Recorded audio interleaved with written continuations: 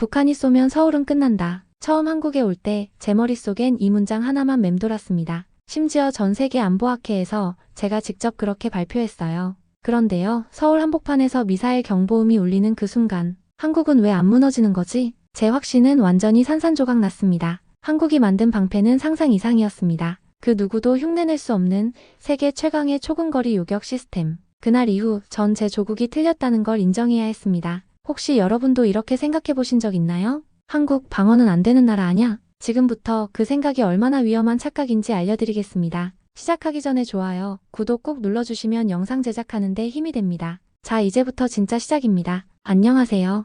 저는 에밀리 와트슨, 영국 옥스퍼드 대학교에서 안보정책을 전공한 유학생이자 한국을 얕봤던 그리고 완전히 뒤집힌 사람입니다. 저는 에밀리 와트슨이에요.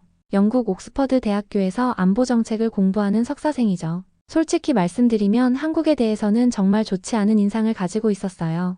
그런데 어떻게 이런 편견을 갖게 됐을까요? 어릴 때 일이 자꾸 떠올라요. 가족이 일본에 살 때였는데 북한 미사일 위협 때문에 급하게 피난을 간 적이 있거든요. 그때 느꼈던 공포와 불안함이 아직도 생생해요. 어머니가 황급히 짐을 싸던 모습, 아버지의 굳어진 표정, 공항에서 대기하며 들었던 뉴스 속 긴박한 목소리들까지요. 그 순간부터 한반도는 제 머릿속에서 위험하고 불안정한 곳으로 완전히 각인됐죠. 대학교에 들어와서도 이런 생각은 전혀 바뀌지 않았어요. 동아시아 정세를 다룰 때마다 한반도는 늘 화약고로만 보였거든요. 분단된 나라, 전쟁의 위험이 상존하는 곳, 강대국들의 이해관계가 얽힌 복잡한 지역으로만 인식했어요. 친구들과 이야기할 때도 한국은 항상 위험한 곳이라고 말했죠. 그런 제가 교수님 추천으로 한국 군사기술에 관한 논문을 쓰게 됐어요. 처음에는 정말 내키지 않았어요. 마음 한구석에서는 이미 결론을 내려놓고 있었죠. 작은 나라가 무슨 대단한 기술을 가지고 있겠어요? 미국이나 러시아, 중국 같은 군사 강국들의 기술을 베끼거나 조금 변형한 수준 정도로 생각했어요. 솔직히 시간 낭비라는 생각도 들었거든요. 라미드 시스템에 대해 조사하기 시작했을 때도 여전히 의심스러웠어요.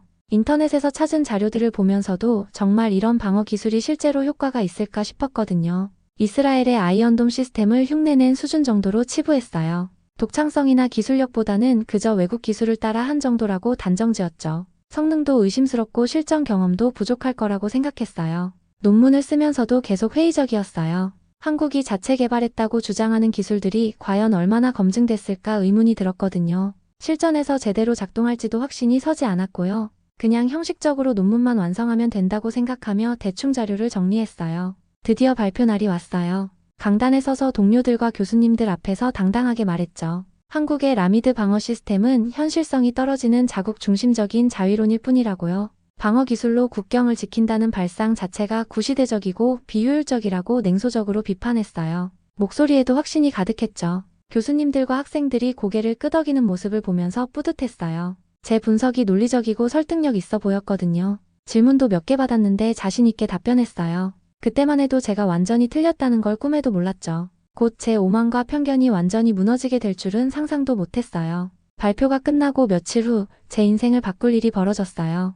교수님이 갑자기 저를 부르시더니 한국 출장을 제안하셨거든요. 현지에서 직접 자료를 수집해보라는 거였어요. 솔직히 내키지 않았지만 학점을 위해서 어쩔 수 없이 승낙했죠. 한국에 도착한 첫날부터 뭔가 이상했어요. 공항에서부터 느껴지는 분위기가 제가 상상했던 것과 달랐거든요. 긴장감이나 불안함보다는 오히려 차분하고 안정적인 느낌이었어요. 하지만 여전히 제 편견은 바뀌지 않았죠. 서울에 도착한 지 사흘째 되던 날이었어요. 호텔에서 아침을 먹고 있는데 갑자기 모든 사람들의 핸드폰에서 동시에 경보음이 울렸어요. 북한 미사일 발사 경보였죠. 순간 어릴 때 그 공포가 되살아났어요. 온몸이 떨리고 숨이 막혔어요. 그런데 놀라운 건 주변 사람들의 반응이었어요. 당황하거나 패닉 상태에 빠지는 사람은 거의 없었거든요. 침착하게 상황을 확인하고 대처하는 모습이었어요.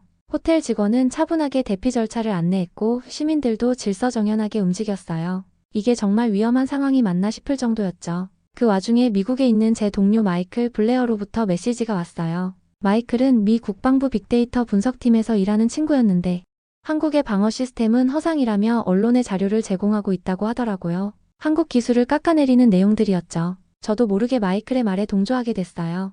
역시 제 생각이 맞았다는 확신이 들었거든요. 그래서 호텔 방에서 제 발표 영상을 다시 유튜브에 올렸어요. 한국 방어 기술의 한계를 지적한 내용이었죠. 그런데 이게 화근이 됐어요.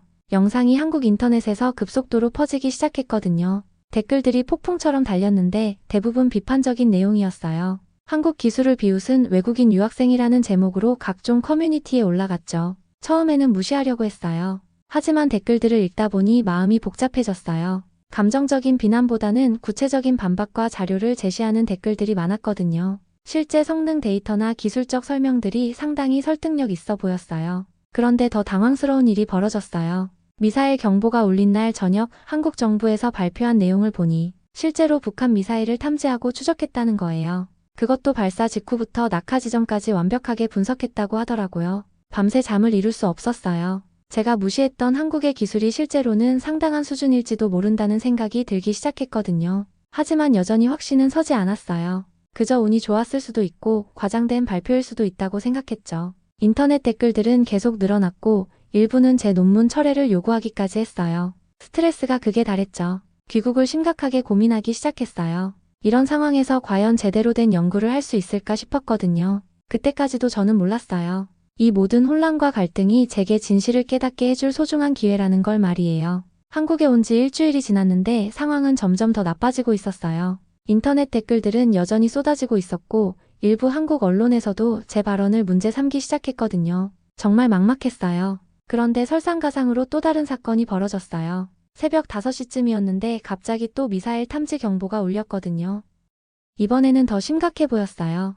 호텔 직원들이 급하게 대피소로 안내하기 시작했죠. 저는 완전히 패닉 상태에 빠졌어요. 어릴 때 트라우마가 다시 떠올랐거든요. 손이 떨리고 가슴이 두근거려서 제대로 걸을 수가 없었어요. 다른 사람들은 침착하게 움직이는데 저만 혼자 우왕좌왕하고 있었죠. 대피소로 가는 길에서 넘어질 뻔했는데 옆에 있던 한 시민분이 저를 도와주셨어요. 50대 정도 되어 보이는 아저씨였는데 제가 외국인인 걸 알아보시고는 천천히 영어로 말씀해 주셨어요. 이런 훈련은 자주 하니까 걱정하지 말라고 안전하다고 안심시켜 주시더라고요. 대피소에 들어가니 정말 놀라웠어요. 완전히 지하 벙커 같은 시설이었거든요. 환기 시설부터 비상용품, 통신 장비까지 모든 게 체계적으로 갖춰져 있었어요. 그동안 제가 상상했던 것과는 차원이 다른 수준이었죠. 더 놀라운 건 사람들의 반응이었어요. 아이들조차 울거나 떠들지 않고 조용히 기다리고 있었거든요. 어른들은 핸드폰으로 실시간 상황을 확인하면서도 전혀 당황하지 않았어요. 마치 일상적인 일인 것처럼 받아들이고 있었죠. 그때 깨달았어요. 이 사람들이 이렇게 침착할 수 있는 건 단순히 익숙해서가 아니라 정말로 자신들의 방어 시스템을 믿고 있기 때문이라는 걸 말이에요. 제가 허상이라고 비웃었던 그 기술들을 말이죠. 대피소에서 나온 후 호텔로 돌아와서 인터넷을 확인해봤는데 상황이 더 악화돼 있었어요. 제 유튜브 영상 조회수가 수십만 회를 넘어섰고 댓글도 수천 개가 달려 있었어요. 대부분 제 무지와 편견을 지적하는 내용들이었죠. 특히 한 댓글이 가슴에 와닿았어요. 한국 기술자라고 밝힌 분이 쓴 건데 저에게 화를 내는 게 아니라 안타까워하시더라고요. 제대로 알아보지도 않고 판단했다고 한번 직접 와서 보면 생각이 바뀔 거라고 하시면서요. 그런데 더 충격적인 소식이 들려왔어요. 제가 믿고 있던 마이클 블레어의 정보가 조작된 것일 수도 있다는 의혹이 제기됐거든요. 일부 언론에서 마이클이 한국 기술을 의도적으로 폄하하는 잘못된 정보를 퍼뜨렸다는 보도가 나온 거예요. 정말 혼란스러웠어요. 제가 지금까지 믿어왔던 모든 것들이 흔들리기 시작했거든요. 마이클의 말이 틀렸다면 제 논문도 완전히 잘못된 거죠. 그동안 제가 얼마나 오만했는지 깨닫기 시작했어요. 밤늦게까지 잠을 이룰 수 없었어요. 창밖으로 보이는 서울의 야경을 바라보면서 생각에 잠겼죠. 이 도시의 사람들이 어떻게 이렇게 평온하게 살아갈 수 있는 걸까요? 정말로 그들이 믿는 방어 기술이 있는 걸까요? 다음날 아침 결심을 했어요. 더 이상 편견에 사로잡혀 있지 말고 직접 눈으로 확인해보자고 말이에요. 진실이 무엇인지 정확히 알고 싶었거든요. 다음날 아침 일찍 호텔을 나섰어요. 국방과학연구소에 견학 신청을 해뒀거든요. 사실 거절당할 줄 알았는데 의외로 승낙해 주시더라고요. 아마 제 논문 때문에 화제가 된 걸 알고 계셔서 직접 보여주고 싶으셨나 봐요. 연구소 입구에서부터 느낌이 달랐어요. 생각보다 훨씬 현대적이고 체계적으로 보였거든요. 보안 검색도 철저했고요. 제가 상상했던 것보다 훨씬 규모가 컸어요. 이런 시설이 있다는 것 자체가 놀라웠죠. 안내를 맡은 분은 강진우라는 연구원이었어요. 30대 초반으로 보이는 조용한 분이었는데 눈빛만은 정말 진지하고 열정적이었어요. 처음 만났을 때부터 뭔가 특별한 느낌이 들었거든요. 진우 연구원이 저를 라미드 시스템 전시관으로 안내했어요. 벽면에 걸린 대형 모니터에는 실시간 탐지 현황이 표시되고 있었어요. 한반도 전체를 감시하고 있는 거였죠. 정말 영화에서나 봤던 장면이 현실에서 펼쳐지고 있었어요. 진우 연구원이 설명을 시작했어요. 라미드 시스템이 단순히 외국 기술을 따라 한 게 아니라 완전히 새로운 개념으로 개발된 거라고 하더라고요. 이스라엘의 아이언돔과는 작동 원리부터 다르다는 거예요. 가장 놀라웠던 건 탐지 능력이었어요. 기존 시스템들이 놓치기 쉬운 적어도 비행체나 초근거리 공격까지도 감지할 수 있다는 거예요. 그것도 발사 후 몇 초 만에 궤도를 계산하고 요격 방법을 결정한다고 하더라고요. 진우 연구원이 시뮬레이션을 보여줬어요. 컴퓨터 화면에서 가상의 미사일이 발사됐는데 정말 순식간에 탐지되고 요격 미사일이 발사되는 모습이었어요. 성공률이 98%가 넘는다고 하니까 정말 믿기지 않았어요. 그런데 더 충격적인 사실을 알게 됐어요. 이 모든 기술이 순수 국산이라는 거예요. 레이더부터 미사일, 심지어 소프트웨어까지 모두 한국에서 개발한 거라고 하더라고요. 외국 기술에 의존하지 않고 독자적으로 만든 거였어요. 진우 연구원이 말하더라고요. 막아야 지킬 수 있다고, 공격하는 것보다 방어하는 게 훨씬 어렵지만 그만큼 의미 있는 일이라고 하시면서요. 그 말을 듣는 순간 가슴이 뭉클해졌어요. 실제 테스트 현장도 보여줬어요. 야외 시험장에서 모의 표적을 향해 요격 미사일을 발사하는 장면이었는데 정말 정확하게 명중하는 모습을 봤어요. 그 순간 제 편견이 완전히 무너지기 시작했어요. 견학을 마치고 나올 때쯤 진우 연구원이 조용히 말씀하시더라고요. 이 기술이 미사일보다 빠른 마음이라고, 누군가를 지키고 싶은 마음에서 시작된 거라고 하시면서요. 그 말이 계속 머릿속에 맴돌았어요.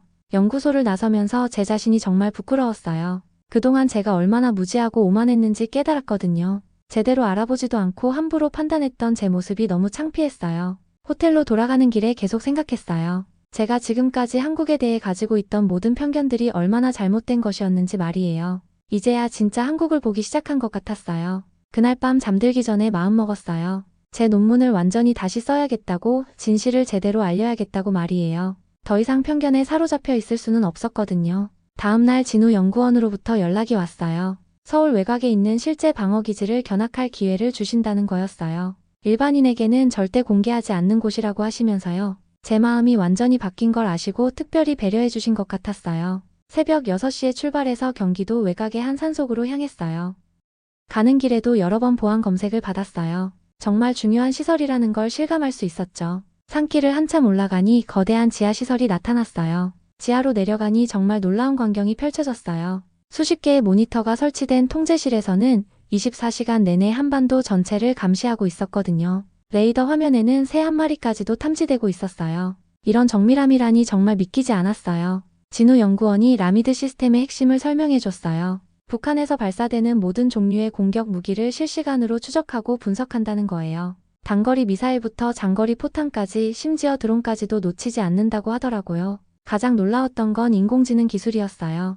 독일과 일본의 기술자들이 수년간 도전했지만 실패했던 초근거리 탐지 기술을 한국에서 성공시켰다는 거예요. 발사 후 3초 만에 궤도를 계산하고 요격 방법을 결정한다니 정말 상상을 초월하는 수준이었어요. 실제 시험을 보여줬는데 정말 감동적이었어요. 모의 북한 포탄이 발사되자마자 즉시 탐지됐고 요격 미사일이 정확히 명중하는 모습을 봤거든요. 성공률이 98.5%라고 하니까 거의 완벽에 가까운 수준이었어요. 그런데 더 놀라운 건 이 모든 기술이 순수 국산이라는 사실이었어요. 레이더부터 미사일, 인공지능 소프트웨어까지 단 하나도 외국에 의존하지 않고 만든 거라고 하더라고요. 제가 그동안 한국 기술을 얼마나 과소평가했는지 깨달았어요. 통제실에서 실시간 상황을 보는데 정말 긴장됐어요. 북한 지역에서 움직이는 모든 것들이 화면에 표시되고 있었거든요. 이렇게 철저하게 감시하고 있다니 한국 사람들이 왜 그렇게 침착할 수 있는지 이해가 됐어요. 진우 연구원이 조용히 말씀하시더라고요. 세상은 공격을 자랑하지만 여기서는 방어를 사랑한다고,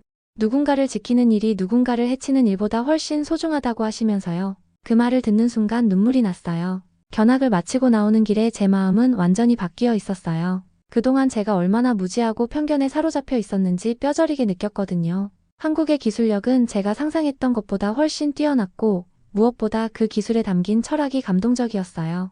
호텔로 돌아와서 즉시 노트북을 켰어요. 제 논문을 완전히 다시 써야겠다고 마음먹었거든요. 이번에는 진실을 제대로 알리고 싶었어요. 제가 직접 보고 느낀 것들을 정확하게 전달하고 싶었죠. 그날 밤 새벽까지 글을 썼어요. 한국의 방어 기술이 얼마나 뛰어난지, 그리고 그 기술에 담긴 평화를 향한 의지가 얼마나 소중한지 써내려갔어요. 제목도 바꿨어요. 방어는 문화라고, 한국의 방어 기술은 단순한 무기가 아니라 평화를 지키는 철학이라고 말이에요. 제 인생에서 가장 의미 있는 밤이었어요. 편견을 버리고 진실을 받아들이는 과정이 이렇게 감동적일 줄은 몰랐거든요.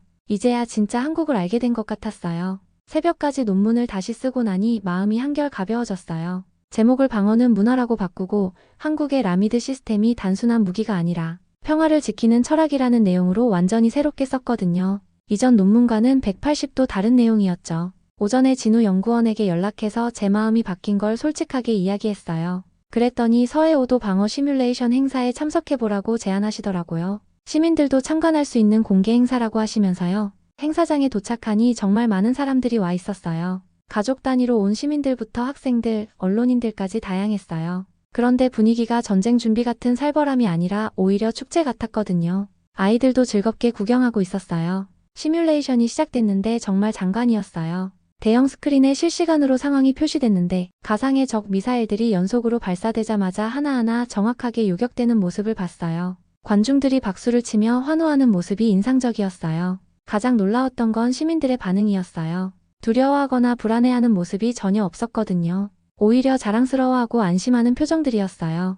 이 사람들이 정말로 자신들의 방어 시스템을 믿고 있다는 걸 확실히 느낄 수 있었어요. 행사가 끝나고 나서 몇몇 시민분들이 저에게 다가오셨어요. 처음에는 제 논문 때문에 비판을 받을까봐 걱정했는데 의외로 따뜻하게 맞아주시더라고요. 직접 와서 보니까 어떤지 묻고 이제는 이해하게 됐다며 격려해 주셨어요. 한 어르신이 특히 기억에 남아요. 6.25 전쟁을 겪으신 분이라고 하시면서 그때는 막을 수 있는 방법이 없어서 정말 무서웠는데 이제는 든든하다고 하시더라고요. 손자들이 안전하게 살 수 있어서 고맙다고 하시는 모습을 보니 눈물이 났어요. 그날 오후에 충격적인 소식이 들려왔어요. 마이클 블레어가 미 국방부에서 해고됐다는 거예요. 한국 기술을 의도적으로 폄하하는 허위 정보를 퍼뜨린 게 들통났다는 거였어요. 제가 그동안 믿고 있던 정보가 완전히 조작된 거였죠. 정말 충격적이었어요. 제가 얼마나 잘못된 정보에 속아 있었는지 깨달았거든요. 마이클의 말을 맹신하며 한국 기술을 무시했던 제 자신이 너무 부끄러웠어요. 제대로 확인해보지도 않고 함부로 판단했던 거죠. 진우 연구원으로부터 또 다른 제안이 왔어요. 다음 주에 열리는 국제과학 토론회에서 함께 발표자로 나서자는 거였어요. 제가 경험한 인식 변화 과정을 솔직하게 이야기해달라고 하시더라고요. 처음에는 망설였어요. 제 실수를 공개적으로 인정하는 게 부끄럽기도 했거든요. 하지만 진실을 알리는 게 더 중요하다고 생각했어요. 저와 같은 편견을 가진 사람들에게 도움이 될 수 있다면 기꺼이 하겠다고 답했어요. 그 과정에서 놀라운 일이 벌어졌어요. 한국 정부에서 제게 외국인 연구자로는 최초로 국방기술 명예 고문 자리를 제안한 거예요. 제 논문이 국제적으로 주목받기 시작했고 한국 기술의 우수성을 알리는 데 기여했다고 평가해 주신 거였죠. 제 논문도 거의 완성됐어요. 이번에는 정말 자신 있게 쓸 수 있었거든요. 직접 보고 경험한 것들을 바탕으로 했으니까요. 한국 기술에 대한 제 편견이 얼마나 잘못됐는지 그리고 진실은 어떤 것인지 정확하게 담았어요. 내일은 토론회 발표를 위한 준비를 해야겠어요. 제 실수를 솔직하게 인정하고 한국의 진짜 모습을 세계에 알리고 싶어요. 토론회를 앞두고 며칠 더 한국에 머물게 됐어요. 그동안 제가 놓쳤던 것들을 더 깊이 이해하고 싶었거든요. 진우 연구원이 한국의 안보 철학에 대해 더 알아보자고 제안해 주셨어요. 다음 날 진우 연구원과 함께 비무장지대 근처 평화공원을 방문했어요. 처음에는 왜 이런 곳에 가는지 이해가 안 됐어요. 그런데 도착해서 보니 완전히 다른 의미가 있었거든요. 분단의 상징이 아니라 평화를 지키려는 의지의 상징이었어요.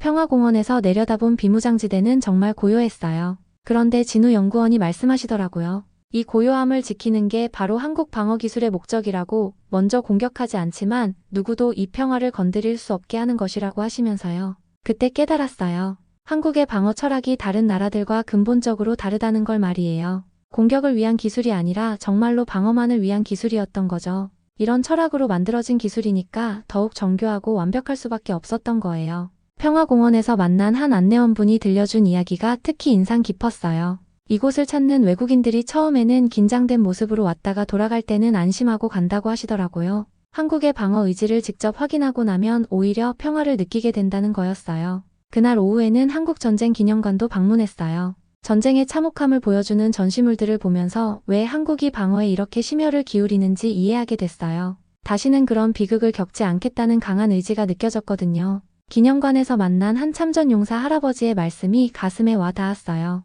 전쟁은 이기는 것보다 막는 것이 더 중요하다고, 싸우지 않고도 평화를 지킬 수 있는 방법이 가장 좋은 방법이라고 하시더라고요. 저녁에 진우 연구원과 함께 식사를 하면서 더 깊은 이야기를 나눴어요. 한국의 기술이 단순히 속도나 성능만 추구하는 게 아니라 의도와 철학을 담고 있다는 걸 알게 됐어요. 누군가를 해치기 위한 게 아니라 누군가를 지키기 위한 기술이라는 거죠. 그 과정에서 제가 다큐멘터리를 만들어 보면 어떨까 하는 생각이 들었어요. 한국의 안보 철학을 세계에 알리는 다문화적 시각의 다큐멘터리 말이에요. 제가 경험한 인식 변화 과정을 통해 다른 외국인들도 이해할 수 있게 하고 싶었거든요. 진우 연구원이 정말 좋은 아이디어라고 격려해 주셨어요. 그리고 한 가지 더 중요한 걸 알려주셨어요. 한국의 방어 기술은 국경을 넘어선 철학이라는 거예요. 방어는 침묵 속의 정의라고, 소리 없이 평화를 지키는 것이 진짜 용기라고 하시더라고요. 그날 밤 호텔에서 다큐멘터리 기획안을 작성하기 시작했어요. 제목은 보이지 않는 방패로 정했어요. 한국의 방어 기술이 눈에 보이지 않는 곳에서 평화를 지키고 있다는 의미였죠.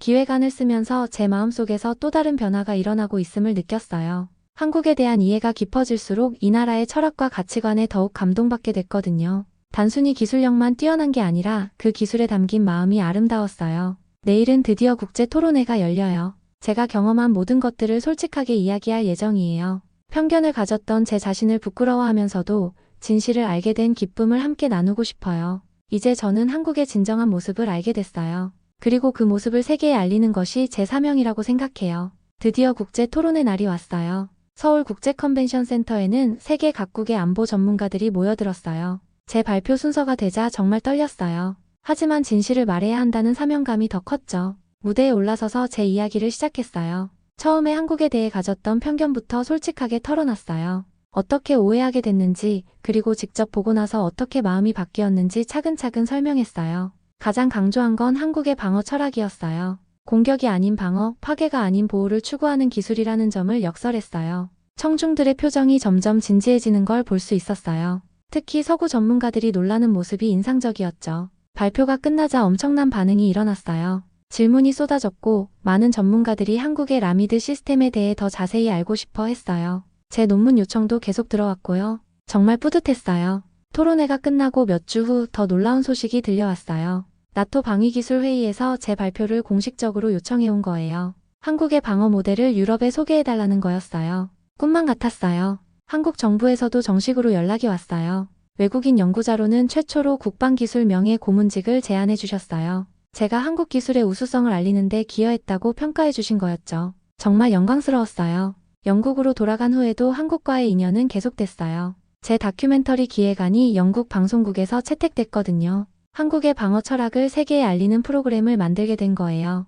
몇 달 후 다시 한국을 방문하게 됐어요. 이번에는 다큐멘터리 촬영 때문이었죠. 진우 연구원과 재회했을 때 정말 반가웠어요. 그동안 제가 얼마나 변했는지 서로 이야기하며 웃었어요. 촬영 중간에 한강변을 거닐 기회가 있었어요. 진우 연구원과 함께 걸으면서 많은 이야기를 나눴어요. 제가 서울을 이제 제 두 번째 고향이라고 생각한다고 말했더니 정말 기뻐하시더라고요. 그날 저녁 한강변에서 바라본 서울의 모습은 정말 아름다웠어요. 처음 왔을 때와는 완전히 다른 시각으로 보게 됐거든요. 위험하고 불안한 도시가 아니라 평화롭고 희망찬 도시로 보였어요. 영국으로 돌아간 후 제 다큐멘터리가 방영됐어요. 반응이 정말 뜨거웠어요. 많은 유럽인들이 한국에 대해 새롭게 인식하게 됐다고 하더라고요. 저와 같은 편견을 가졌던 사람들이 생각을 바꾸게 됐다는 소식을 들을 때마다 뿌듯했어요. 지금 저는 한국의 K방패 기술을 세계에 알리는 전도사가 됐어요.